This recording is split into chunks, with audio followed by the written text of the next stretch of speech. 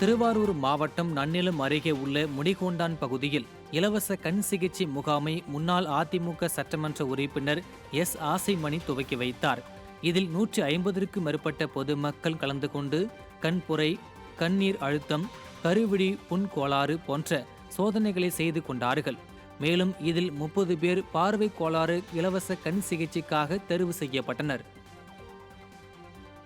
விடிக அரசு சம்பள பேச்சுவார்த்தையில் பிடிவாதமாக இருப்பதால் வருகிற 4ஆம் தேதி வேலைநிறுத்தம் செய்ய முடிவு செய்துள்ளதாக அண்ணா தொழிற்சங்க பேரவை துணை செயலாளர் பொன் தனபாலன் தெரிவித்துள்ளார். திருப்பூர் மண்டல போக்குவரத்து அலுவலகம் முன்பு விடிக அரசை கண்டித்து அண்ணா தொழிற்சங்க பேரவை மற்றும் அனைத்து தொழிற்சங்கங்கள் சார்பில் நடைபெற்ற வாயிற் கூட்டத்திற்கு பிறகு செய்தியாளர்களை சந்தித்து அவர் இதனை தெரிவித்தார். சம்பள ஊதிய பேச்சுவார்த்தைக்கு அழைக்க 8வது மாதம் முடிஞ்சிருச்சு. 31/8 முடிஞ்சிருச்சு. இன்னும் 9 புது சம்பளம் போடணும். ஆனால் இந்த அரசாங்கம் அதை பற்றி சட்டையே பண்ணாது இருக்கு. அவங்களை கூப்பிட்டு பேசணுங்கிற எண்ணமும் இல்லை. அப்புறம் எல்லாம் நாங்கள் டிமாண்டை கொடுத்து எல்லாம் கேட்கக்குள்ளே கூட அவங்க அதுக்கு ஒத்துழைக்கல.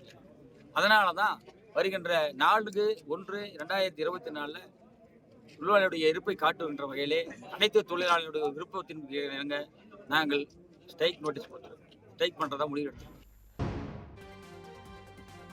நீலகிரி மாவட்டம் உதகை மத்திய பேருந்து நிலையத்தில் அண்ணா தொழிற்சங்கத்தின் மண்டல செயலாளர் பிரபாகர தலைமையில் விடிக அரசை கண்டித்து கண்டன ஆர்ப்பாட்டம் நடைபெற்றது. இந்த ஆர்ப்பாட்டத்தில் கூடலூர் அதிமுக எம்எல்ஏ பொன் ஜெயசீலன், குன்னூர் எம்எல்ஏ சாந்தி ராமு உள்ளிட்ட கழக நிர்வாகிகள் கலந்து கொண்டனர். அப்போது பழுதான பேருந்துகளை இயக்குமாறு வற்புறுத்துவது போன்ற செயல்களில் ஈடுபடும் அரசு போக்குவரத்து கழக நிர்வாகத்தை கண்டித்தும் பல்வேறு கோரிக்கைகளை வலியுறுத்தியும் கண்டன கோஷங்கள் எழுப்பப்பட்டன. இதய தெய்வம் புரட்சி தலைவி அம்மாவுடைய காலத்தில் 9 ஆண்டு காலத்தில் 2011 முதல் 19 வரையிலான ஆட்சி காலத்தில் 13,253 புதிய பேருந்துகள் வாங்கப்பட்டன. ஆனால் ஆட்சிக்கு வந்து 30 மாதங்கள் ஆகியும் கூட இதுவரை ஒரு பேருந்துகளை கூட இந்த அரசு கொள்முதல் செய்யவில்லை, வாங்கவில்லை. ஆனால் பட்ஜெட்டில் மொத்தம் இத்தனாயிரம் பேருந்துகளை வாங்க போகிறோம் என்று பட்ஜெட்டிலே பொய்யான கதைகளை சொல்லிக் கொண்டிருக்கிறார்கள்.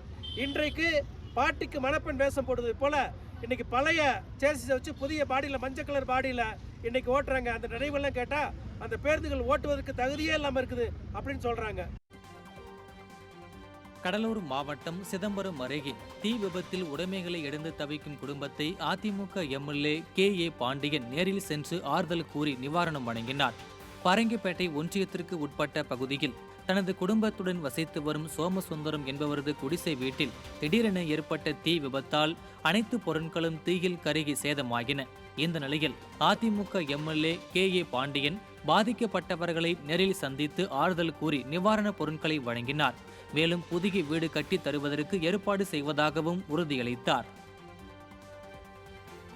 கடலூர் மாவட்டம் புவனகிரி அருகே புதிதாக கட்டப்பட்ட பேருந்து நிழற்குடையை அதிமுக எம்எல்ஏ அருண்மொழி தேவன் திறந்து வைத்தார். இடையன் பால்சேரி கிராமத்தில் புவனகிரி சட்டமன்ற மேம்பாட்டு நிதியிலிருந்து புதிய பேருந்து நிழற்குடை அமைக்கப்பட்டது. இதனை புவனகிரி அதிமுக சட்டமன்ற உறுப்பினர் அருண்மொழி தேவன் மக்களின் பயன்பாட்டுக்கு திறந்து வைத்தார்.